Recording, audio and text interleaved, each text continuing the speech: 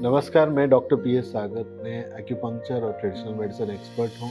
Almost 19 years से मैं second life nature cure hospital Banjara hills road number 2 पे practice कर रहा हूँ। सो आज का काफ़ी इम्पोर्टेंट अवेयरनेस टॉपिक है हार्ट डिसीज़, यानी हार्ट अटैक्स, ऐसे जो भी हार्ट रिलेटेड एलिमेंट्स है। हार्ट डिसीज़ जो है पूरा दुनिया में नंबर 1 डिसीज़ मान सकते हैं, नंबर 1 किलर बता सकते हैं। कब किसको ये हार्ट अटैक हो सकता है ये नहीं मालूम है, मगर हम traditional medicine, modern traditional medicine perspective आप इसको आई मीन एक साइलेंट किलर इसको बोलते हैं, मगर इसका भी कुछ सिम्टम्स पहले से ही हमको आते रहता है कि आपको हार्ट अटैक होने वाला है। उसको कैसे पहचाने और कैसे डे टू डे लाइफ में हम थोड़ा बहुत सेल्फ हेल्थ केयर लेके इसको प्रिवेंट कर सकते हैं, आज आपको एक अच्छा जानकारी देने का कोशिश करेंगे। सो पहली बार हार्ट डिसीज़ आने का कारण क्या है, आप अगर ये जानते हैं तो आई मीन हेरिडिटरी फैक्टर्स एक 2% कंट्रीब्यूट करता है। यानी आपके पेरेंट्स को, आपके उनके ग्रैंड पेरेंट्स को अगर हार्ट अटैक्स हो चुका है तो उनका ही जीन्स आप कैरी कर रहे हैं, तो आपको जेनेटिकली ये डिफेक्ट आ भी सकता है। और एक कारण है हमारा डाइट, लाइफस्टाइल और स्ट्रेस, यानी ये एक जीवन शैली व्याधि है। आपको ये कुछ वायरस बैक्टीरिया से नहीं आ रहा है, तो डेफिनेटली आपको ये जानना है कि पहले आपका डाइट, लाइफस्टाइल, स्ट्रेस को किस तरह मैनेज करें, आपको सीखना है और सेल्फ हेल्थ केयर लेना है। डाइट में यानी high fat, high cholesterol foods, जिससे आपका ब्लड वेसल क्लॉग होता है और आपका शरीर में ज़्यादा एसिड, ज़्यादा टॉक्सिन्स बनता है।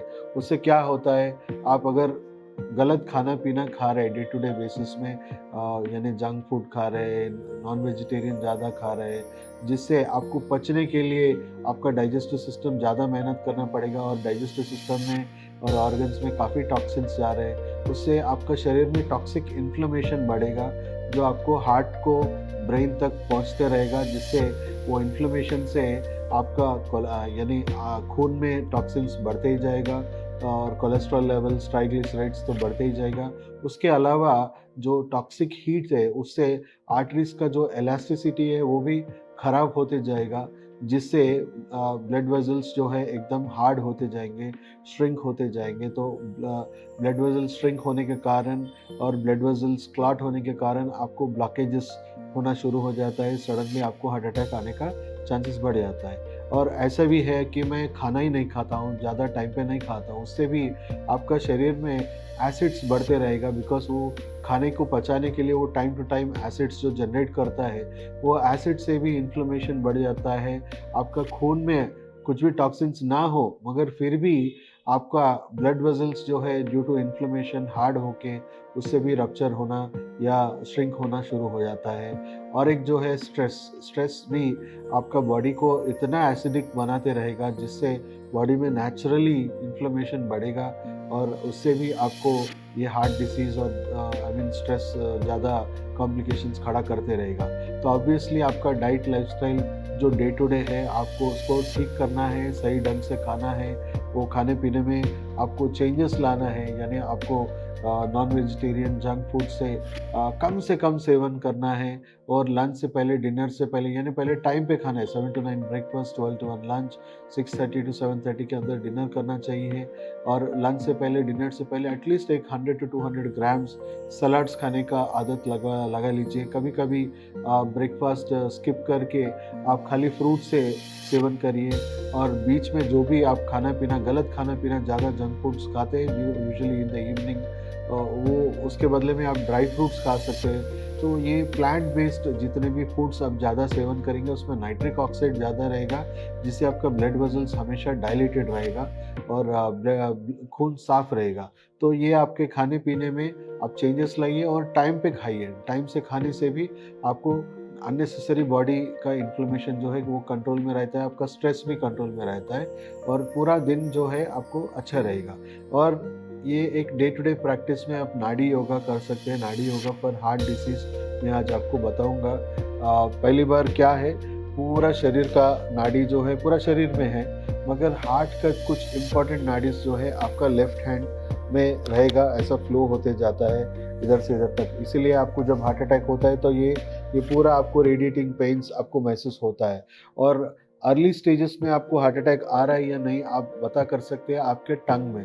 आपका टंग में अगर कुछ डिस्कलरेशंस आपको दिख रहा है, नया ब्लूइश पैचेस, ब्लैक पैचेस अगर कुछ आपके टंग में आ रहे हैं, डे टू डे आपको जांचना है आपके टंग को। सुबह-सुबह आपको ब्रश करने के बाद आपका टंग को चेक करना है कि कुछ ऐसे नया-नया मार्क्स आ रहा है, तो उसका मतलब है आपके शरीर में ब्लड क्लॉट्स होने का चांसेस है, ब्लड क्लॉट हो रहा है। सो ये जो है ये आपको एक प्रिवेंटिव साइन आप समझ सकते हैं। और prevention is always better than cure. Day to day basis में आपको एक नाडी योगा फॉर हार्ट केयर में आपको बताऊंगा, जिससे डे टू डे बेसिस में हार्ट में अच्छा प्रभाव आएगा और 10 में से 8 लोग हार्ट अटैक से बच सकते हैं। तो पहली बार क्या करना है, आपको ऐसा टैप करना है और इधर भी टैप करना है और अपोजिट साइड से भी कर सकते हैं, जिससे ब्लड सर्कुलेशन बढ़ेगा आपको। और ये क्रीज जो है, ये क्रीज से 3 फिंगर्स जो है आप डिस्टेंस ले लीजिए और ये 4th फिंगर जो आपको टच करता है उसको हम पेरिकार्डियम 6 बोलते हैं। आप गूगल भी कर सकते हैं, पेरिकार्डियम 6 एक्यूपंक्चर पॉइंट। ये पॉइंट से जो है ब्लड प्रेशर जो है मेंटेन होता है, हार्ट का जो रिदम है, बायो रिदम है, वो मेंटेन करता है। तो हार्ट का जो सोर्स ऑफ इलेक्ट्रिसिटी से वो स्टेबल रहता है, जिससे ब्लड प्रेशर जो है हमेशा कंट्रोल में रहता है। आपका मेंटल इम्बैलेंस, स्ट्रेस मैनेजमेंट में भी आपको हेल्प करेगा।